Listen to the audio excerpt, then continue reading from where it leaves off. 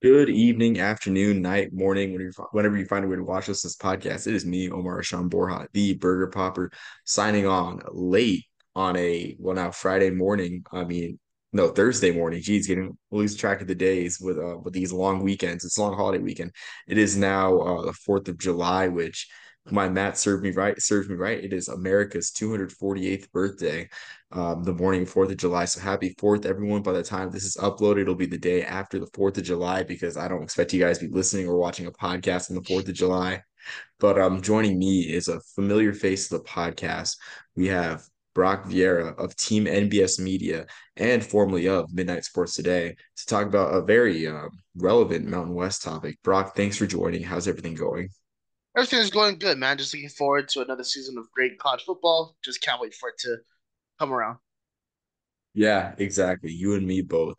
And I think the thing that gets me going is these TV announcements and these TV deals, broadcast times and whatnot. And so we had a big announcement this week that really came out of nowhere, where TNT Sports, or whatever you want to call it, TNT Sports will air 14 games on TruTV, their family of networks, or I guess their sister network. It's all under the Viacom umbrella. I'll just say that, all under the CBS umbrella. So the Mountain West will have 14 games on TruTV. How many of those games are preceded by episodes of Impractical Jokers remains to be seen. But that's the real Barbenheimer of our season. I hate to bring back that term, but that is the real Barbenheimer. Impractical Jokers followed by Air Force New Mexico, followed by the brutality of the Air Force Academy triple option. That is definitely the Barbenheimer of our generation. But I really like this deal too because it's just um, maybe I'm old fashioned, but exposure on linear TV is always great, especially a channel with the carriage and the I guess basic cable package, or I guess prevalence on basic cable packages as True TV. So Brock, I want to know your thoughts as a fan of a couple Mountain West teams. What are your thoughts on this third tier, not even a first tier deal, this third tier television deal? I think it's fantastic. I mean, this season we're already seeing the framework of what the Mountain West has been doing in terms of their broadcasting various deals this year. They're going to be on a bunch of different high level networks, and this is just the next step for it. I think what something that has really gone against the conference and just group of five conferences in general is the fact that they can't get on TV or take up good slots where the big boys can. And when you have a hierarchy of that nature, when you have the Power Five and the Group of Five, you're gonna see those lower tier teams in the Group of Five fall even lower and lower on the list and be harder and harder to watch, even if you are an alumnus or if you are a local of that school. I mean, for me last year, I think the biggest example was UNLV Nevada, the battle for the Fremont Cannon. I think that was on local Fox 5 TV in Henderson. I'm not too sure what channel it was for people up in Reno, but for the fans that are maybe located in a different state or have moved overseas, they're not going to be able to watch the game or find it very difficult to. So having outlets like this is just great for the conference and great for the fans and great for the prestige in general. Yeah, I agree. And when you look at other games that are being sub-licensed away from ESPN, even though the Mountain West is not does not have ESPN as a broadcast partner, you look at the other group of five conferences with game sub-licensed, namely the Sun Belt with their game sub-licensed on NFL Network. Those games don't get great viewership because that is a premium cable network with not as much carriage as True TV. So I really like this deal too. I mean, you just look at the games, like the first 3 weeks you have, or losing count. Yeah, the first 2 weeks you have three FCS games. Those are games that, as you said, will be broadcast on the Mountain West digital network, which is free to watch, which is great and everything. But in terms of accessibility on a Roku, I couldn't tell you if it's available on my Roku TV or whatnot. And also too, the prevalence of the quad box. I mean, it's just more incentive to get on platforms like YouTube TV where the split screen's available, where you're not having to switch back and forth to see if, oh, Sacramento State's having a close game against San Jose State. So I think it's huge too. And hopefully the quad box alignment works out for the Mountain West in this arrangement. Um, but yeah, I totally think it's great, and the fact that they're able to get a third tier package of games along with the Fox Sports package, along with CBS Sports Network, is amazing. It truly is. I want to ask, looking at the schedule, the 14 game slate, what are a couple games that you're looking forward to in this 14 game slate that TruTV will be broadcasting of Mountain West games? I think the first one is the Sacramento State versus San Jose State is a very interesting one. Sacramento State was a team that is going through a transitional period, second year without Troy Taylor, who went to Stanford. But even last year, they went up and defeated Stanford at their home. So there's some talent over there. There's a player on their team, Jackson Slater, that I'm very, very excited to watch. But also for San Jose State, they're another transitional period. Brett Brennan's gone. They're bringing Kenyo Matulolo, Craig Stutzman, who has run really high-powered offenses since his departure for Washington State. I think that's going to be a really fun game, really explosive to watch. I think you're going to see a lot of offensive ingenuity. Another game that I'm looking forward to because San Jose State makes up a bunch of these games, so they're going to be mentioned a couple times. But Nevada and San Jose State, I think there's two teams that have some really underrated players, really forward-thinking offensive minds. I think that's going to be a great game to watch. Same kind of thing for Colorado State and San Jose State, though Colorado State's much more um, cemented in their philosophy. I think that they are a team that's burgeoning right now. I think this could be a major prove-it game for both programs. And then there's one more game that I want to mention real quick, and that has to be Fresno State, New Mexico. New Mexico is a team that's bringing in Bronco Mendenhall as their head coach. Very, very, very excellent hire. I didn't think Bronco was ever going to return to college ranks. And if he did, I didn't think he was going to return to a program like New Mexico, which has been on a downward slope for a long, long time. So I think that's going to be a great, great game, a great opportunity for him to make a statement. And of course, Fresno State, Jeff Tedford, they've been producing high level players for a long, long time. I think Mikey Keenes takes a massive step up this year, so having an opportunity to watch him again, it's going to be really, really fun for me. So those games I'm really looking forward to. Yeah, I think those are great choices, especially in Mexico. It'll be interesting to see which type of character the Bronco Mendenhall New Mexico team take. Will it be sort of a Bryce, I guess on offense is what I'm saying. Will it be sort of a Bryce Perkins Virginia type offensive build for New Mexico? Or will it be high flying John Beck mid 2000s type build for New Mexico? We'll see. I'm very intrigued by it. They are hurt though because Ja'Cory Krosky Merritt does not return, and that man was sensational in the last couple weeks of the season. In fact, he torched Fresno State as well, and I'm pretty sure he made like third or fourth team All American in a major publication. So we will see what New Mexico looks like. I think the games that I'm most fascinated by is Texas A&M Commerce versus San Diego State. I know that one's a surprise. That's going to be week 2 for San Diego State under the new Sean Lewis system. And I think the great thing about the transfer portal is when you're making as drastic a scheme change as what San Diego State is doing, going from the Brady Hoke pro style to Sean Lewis's fast-paced offense. First thing comes to mind is Dustin Crum putting up big numbers at Kent State, right? The transfer portal really, I mean, you can get what you need. You can get the pieces you need from the transfer portal, and the growing pains won't be as much. That being said, I'm intrigued by this one because last year Texas A&M Commerce was a 2-point conversion short of beating famous Toast Street Bowl runner-up Old Dominion. So could there be some growing pains? Could San Diego State let Texas A&M Commerce hang around? That's something I'm interested to see. And that's a program in its second year at the FCS level. That is a huge game on linear TV on a channel that's carried by in my research over 68 million homes. Not that many people will be watching, but still a great opportunity for Texas A&M Commerce. Another one I'm looking forward to is UTEP Colorado State, a vintage original WAC showdown. Been a long time coming for this one. Feels like it's 1996 with this one, with the 16 team WAC and everything. In fact, I'll throw it back. Feels like 1986 with this one. There's a lot of energy locally with the UTEP. I mean, the offense looks energized from the Dana Dimmel days. That's another team going through a scheme change, a drastic scheme change, going to a Scotty Walden's fast-paced scheme that he had at Austin P. I think that game was a great measuring stick game. And I think for both programs, because Colorado State, of course, they were so close to a bowl appearance. I mean, Jay Norvell's seat, I don't think it's hot yet, but an early loss to UTEP could make the seat hot for Jay Norvell out there Fort Collins. And then, of course, I mean, I got to shout out the military academies, Air Force New Mexico. I mean, I think that's a huge get for this third tier package for them to have the Air Force Academy because, I mean, if Air Force is good, people are going to watch. I mean, that's really all there is to it. So, yeah, those are the games that I like from this 14 game slate. Yeah, I mean, there's so many great storylines going on with this 14 game slate here. Talked about Jay Norvell a lot, and he was made at one point.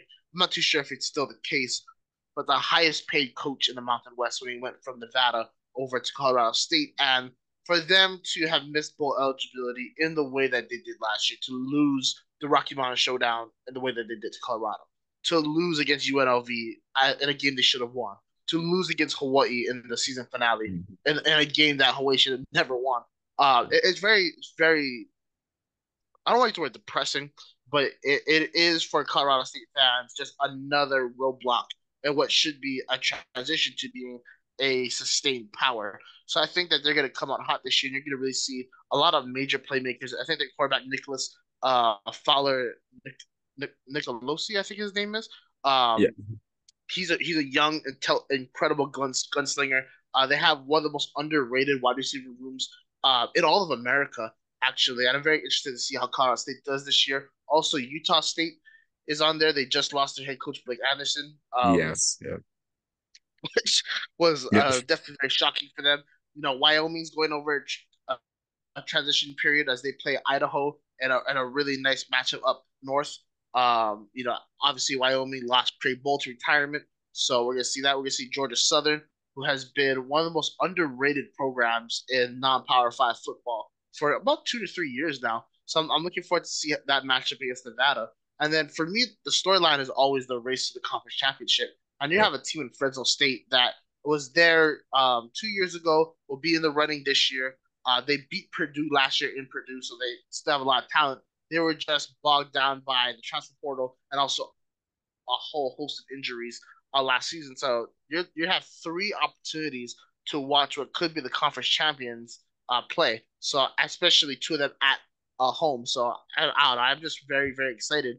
And for a person like me who has to go through a variety of outlets to watch these games, it just makes things so much more easy and just so much more fun for me as a fan.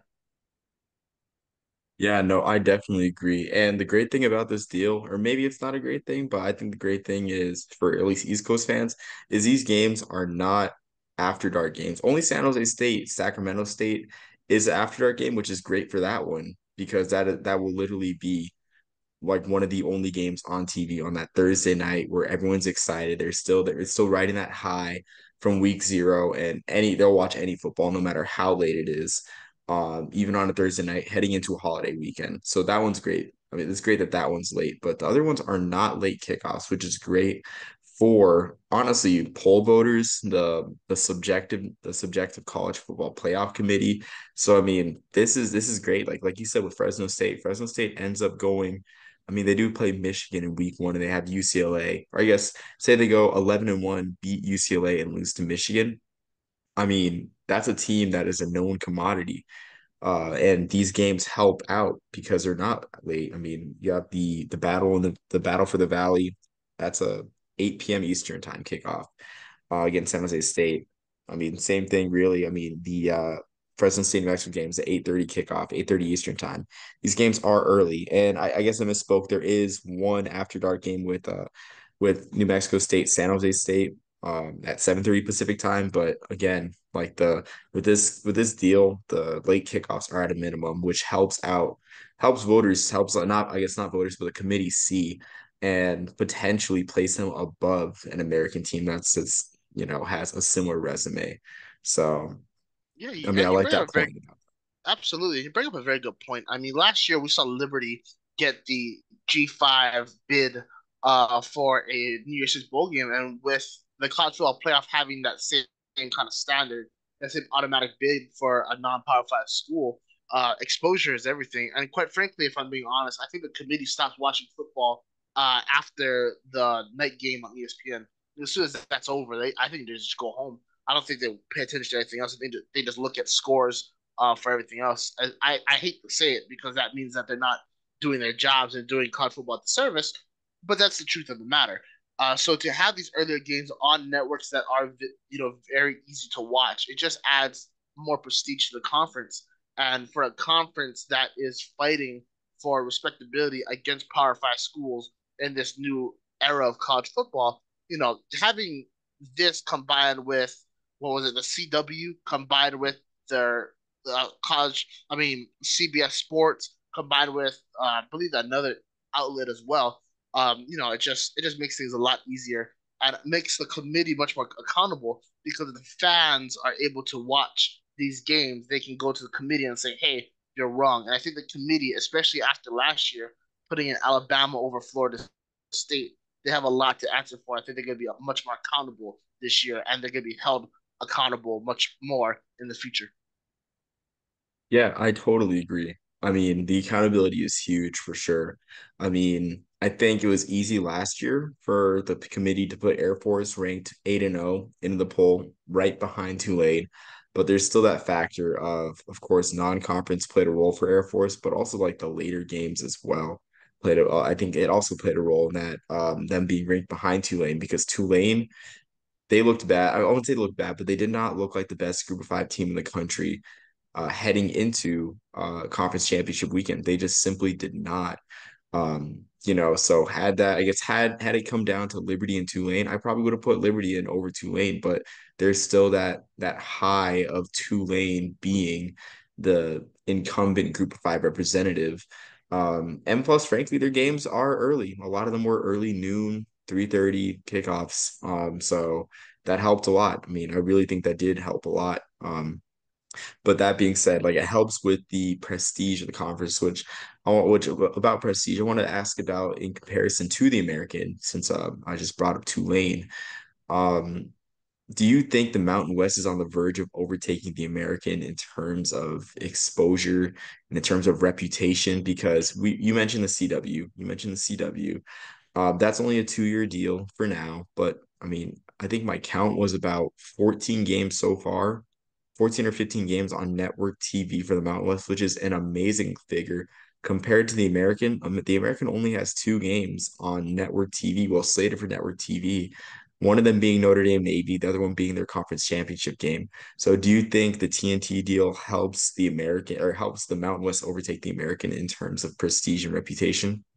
But if I'm being frank, I think this deal automatically allows the Martinez to jump over the American even before games are played. And the reason is though what you've listed already, but also I mean the American has just been gutted of teams over these past 2 to 3 seasons.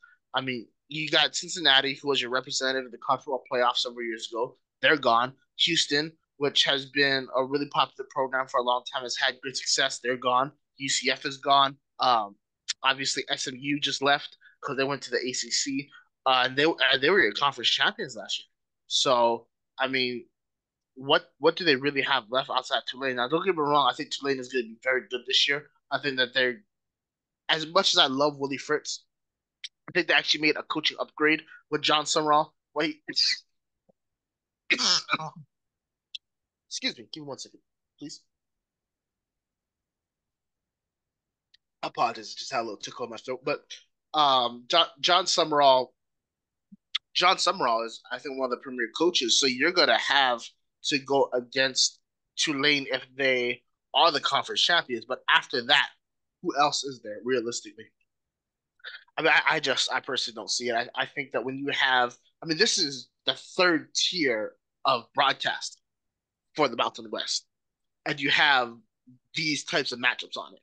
So that means that the second tier is going to be better, which they are, and then the first tier is going to be better, which it is. I mean, especially when you have the inclusion of Washington State and Oregon State, even though they're not conference members, they're pseudo conference members, and that provides a pretty fair, pretty big fan base. So I think that they're already ahead of the American by a growing margin as each day passes. Yeah, I absolutely agree. And the thing with like you said, the third tier broadcast, like the American has a ton of games that are broadcast on ESPN Plus, third tier games. And a lot of these third tier games are involving your premier programs. Like I'm looking at mattsarsports.com. Is it .com? Yeah, mattstarsports.com, not .net. Looking at the broadcast list for the American, I mean, Memphis has, I think, 3 games on ESPN Plus. Memphis was in the thick of the conference championship race. I mean, same thing with UTSA having a couple games. And I'm not even talking about non-conference games. Like UTSA had 3 at first glance, like just like not even doing an exact count. They had 3 games that I noticed on ESPN Plus, 3 in-conference American games, which I mean, there's nothing wrong with ESPN Plus. It's a tremendous value, but the casual fan, the casual college football fan, I think the term I heard thrown around was Walmart alumni of Power Five schools. Like they're not gonna get ESPN Plus to see EJ Warner throw for 500 yards against UTSA, which true story. It was amazing. It was really cool, but I don't think many people saw it because the game was on ESPN Plus. It was behind a paywall. It was behind an additional paywall that casual fans won't have. With the TNT deal, with all these, I mean, the casual college football fans gonna have YouTube TV. They're gonna have Hulu Live Sports. I'm not sure what the Sling breakdown is, but they'll probably have Sling if it comes down to that. And so TruTV is going to come with that. That's going to be part of that package, and it won't take any extra finances for the casual fan to get involved. There won't be any extra barriers for the casual fan to get involved, unlike there is with the American, which the Americans TV deal was great, and you could argue that it got better when they renewed the deal in 2020. But as I wrote for As for Football, shameless plug, I think the contract was very slickly worded because previously the American had 3 games per year on ABC. The only stipulation is that there's at least 20 games of the 40 games broadcasted on ESPN linear flat platforms.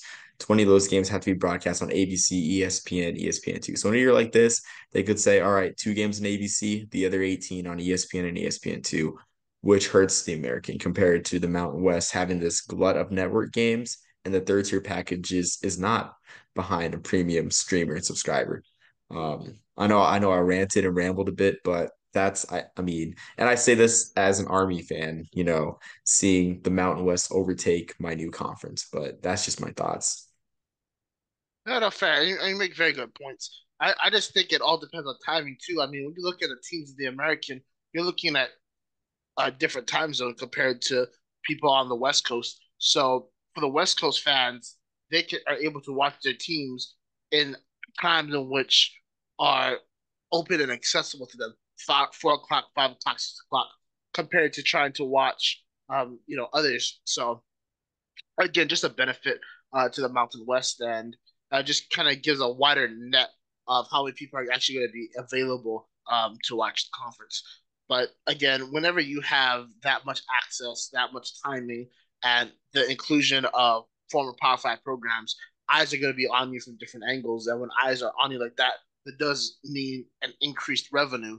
And with that, that means more money can be invested into your schools, your programs. That means better football. So again, all around, this network deal is a win for the conference for the Mountain West.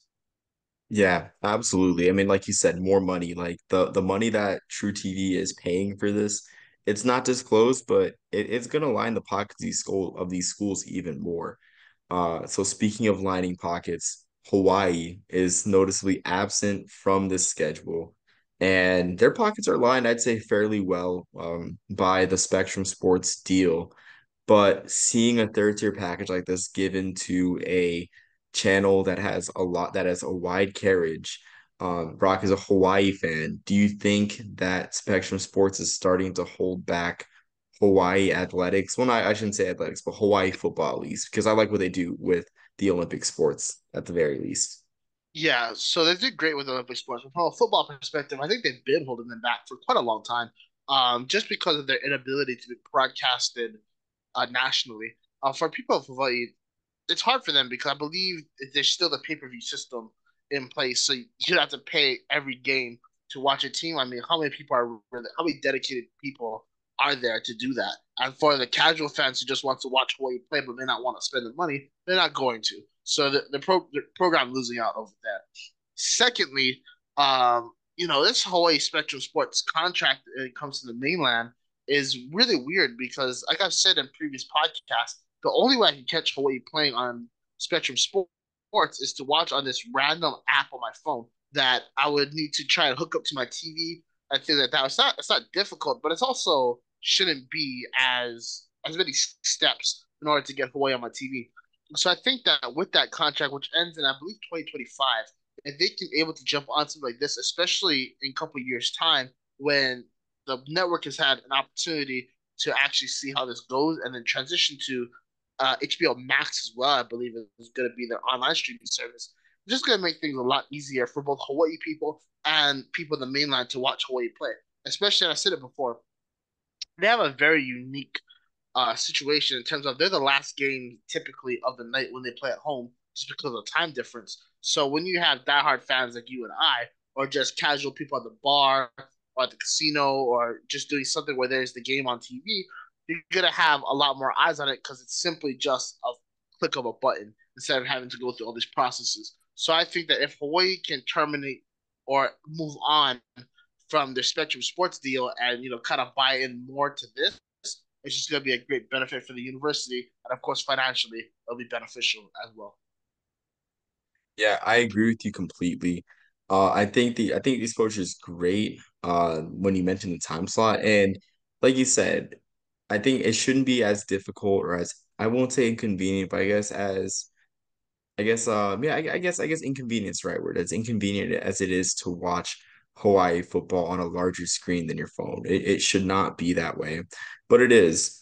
And I also think too, I think the Spectrum Sports deal with how stringent it is with I did the research like seven. I didn't realize that they were guaranteed 7 games per year, home and away, which like adds up. I mean, but like that's really stringent because this year, like I mean the Mountain West is, or yeah, I guess Hawaii is handcuffed financially because they're going to get some of that money deducted because they can only broadcast 6 games. And because, I mean, CBS rightfully wanted to broadcast Hawaii, UCLA in prime time. And why wouldn't they? I mean, that's a Power Five team playing Mountain West. That is right up CBS's wheelhouse to broadcast that game, broadcast a Power Five game, especially in week one. Six used to bring a Wyoming versus Texas Tech, which amazing, instant classic. But um, but yeah, like I mean, even then, so Hawaii's handcuffed because they're getting money deducted from the contract because Spectrum Sports is only broadcasting 6 games. But it also makes the Mountain West TV partners wary of even airing games that Hawaii is participating in. Like I look at last year, a very relevant game in the New Year's, maybe not New Year's Six race because at that time Air Force had the meltdown against Army. But I mean, there was still a chance that Air Force, if they got things together and other dominoes fell, I know a 12-1 Air Force makes a New Year's Six. But that game where they beat Air Force, 8-1 Air Force, that game was on Spectrum Sports, and a lot of people were watching those games on their mobile phones and whatnot. And that shouldn't be the case. That's a nationally relevant game. Same thing this year with Delaware State, Hawaii. Week zero, Hawaii's week zero game should be nationally televised, should be carried by CBS Sports Network or Fox Sports One. Bottom line up front, bar none. That should be how it is. But Spectrum Sports or even TNT can even step in if CBS Sports or FS1 does not want to take the risk. I mean, even TNT Sports or TruTV, bottom line up front, that should be on a linear distributor, but it's not because the Spectrum Sports contract is so stringent. So I think it's holding I think it's holding Hawaii back, but is there a way out? I really feel like there's not a way out. And I really feel like I don't think I'd hate to say it as much as it pains me to say, I don't think the Hawaii program's in a position to be taking chances with their brand. With the carelessness at the top, with the lack of community support from the government. I mean, I'm getting fired up just thinking about it, but with the lack of community support, with the carelessness from the administration, they're not in a chance to take it they're not in a position to take a chance with their brand. And I don't blame them really for just staying put with Spectrum Sports because that's what's comfortable, because they are just not in a position to. And it may even just be a way for administration to sabotage a program. But I don't want to get into that too much because we can do that all night. Yes, absolutely. Yeah, it's true, but at least there, in some aspects, is another way, or at least in concept. And I think that's what from as a Hawaii fan, that's what I appreciate the most because the Spectrum pay-per-view deal has not been beneficial to the consumer at all. and at least it gives a potential outlet for easier access to these games. Yeah, yeah, exactly. I mean, I just wish, and I feel for the Hawaii fans too. Like you said, the pay-per-view, it's not a cheap pay-per-view. Like I'm pretty sure it's like $50 per game, which is Yeah, like, wow, ridiculous. Yeah, that's insane. and if the program's not doing good, like how it has been, like I don't say the program's terrible, but they haven't had a winning season in 2 years. Are you really gonna spend the $50 for it? No, No. no. So Yeah, and it's like I would, and also too, it's like you look at it, it just all compounds with one another. Like you look at Hawaii's non-conference schedules at home. I mean, I don't think fans are gonna pay $50 to watch them play Sam Houston next year. I mean, they're not gonna pay $50 on Thanksgiving weekend to watch UMass. No offense, UMass fans. I mean, I can't hate on UMass. I can't hate on them because I'm about to start doing work for the Hustle Belt for UMass as they join the MAC. very But nice. I mean, yeah, like that's just the thing. It just compounds because it's hard to get schools to the islands. It's hard to get power fours, the Pac-2 to play the islands because small capacity. There's not much revenue to be made from ticket sharing. And in the playoff era, do you really want your players to be jet lagged into going into a week? You lose a day of travel, so it turns into a short week. You play a Power Five opponent. I mean, it's just hard. It's just hard. Like you're either gonna play them at the beginning of the season, like Vanderbilt and who else? Yeah, like Vanderbilt the last 2 years, or you're gonna play them at the end of the season, Thanksgiving weekend, and risk, giving your fans a nice trip Thanksgiving weekend, but then having to play a conference championship the next day. Which, gosh, UMass if they make the MAC title game in 2026, God bless them, because Hawaii to Detroit on a with a noon kickoff in Detroit, that is not yeah, it's not good. Yeah, But yeah, it's not fun. So yeah, I mean, just for people who knows, I've actually flown to Detroit from Hawaii before, and oh we my had to stop. gosh. Well, it's actually a stopover. I was headed to London, but basically, I mean, if I take a straight flight, I would say it's gonna be approximately 8 hours. But for me, we had to stop over in Los Angeles, so the trip ended up being 10, 12 just to get to Detroit. So I mean, who really wants to do that, right? Especially with a college team, like it doesn't make any sense. So I think we're definitely going to see a tectonic shift in the scheduling for the Rainbow Warriors in the future. I don't think there will be any more of those late night non-conference games unless it is like Notre Dame, and that probably won't be it because they play USC. So like I think that it's going to be you see for Hawaii, at least for Hawaii standpoint going forward, you're going to see between 3 to 4 non-conference games to start the season. But if you can put those games on a network like TruTV, again, more eyes on your program, maybe knock off a team, maybe that increase enrollment, maybe that increases the amount of talent that wants to come there, so on and so forth. Whatever it is, there is a positive direction, not just for Hawaii, for all teams going forward. A team like Wyoming, a team like Boise State, a team like New Mexico, who may not have as many eyes on them as they should, it provides the opportunity to get, the casual fan to watch them play. And they play great football too. So that's like a bonus even more. Yeah, exactly. I mean, you never know. And also too, you might even attract a new audience. Like I joked about Impractical Jokers, like someone might keep the channel, someone might fall asleep watching Practical Jokers, and then who knows? Close game, Kennesaw State versus San Jose State. I'm gonna tune in. They say I'm a casual football fan who only watches the NFL. I fall asleep on a Saturday night watching Practical Jokers and Kennesaw State, San Jose State's on my TV, and it's a high scoring game. Like, that piques interest there too. So, I mean, not saying it's gonna be the main source of viewership, but the possibilities are there as always. I just love Practical Jokers so much. I just got to implement it into the show. Like that's my favorite show, honestly. And I understand. And it's true though. I mean, that's how you get viewers on anything is sometimes just by accident, right? So what's the harm? But who's gonna be viewing K, KHIT5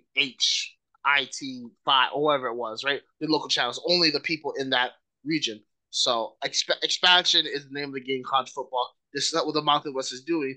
And considering that they haven't had a team plucked from the conference to a Power Five since what TCU and Utah, Yep. like Yep. It just shows the strength that they have compared to other non-Power Five conferences across the country. Yeah, absolutely. I mean, you say that and I knock on wood because with the treasure trove of money that the Pac-2 has, I do think that there will be some defections. I don't think it'll be too many, but I think there will be some defections. But I mean, like you said, the stability is there. The Mountain West and the Sun Belt and the MAC, they all have in common tight geographic footprints that make sense and it keeps schools in. Like it really keeps schools in the footprints in the conference. So, I mean, I commend them for that for sure.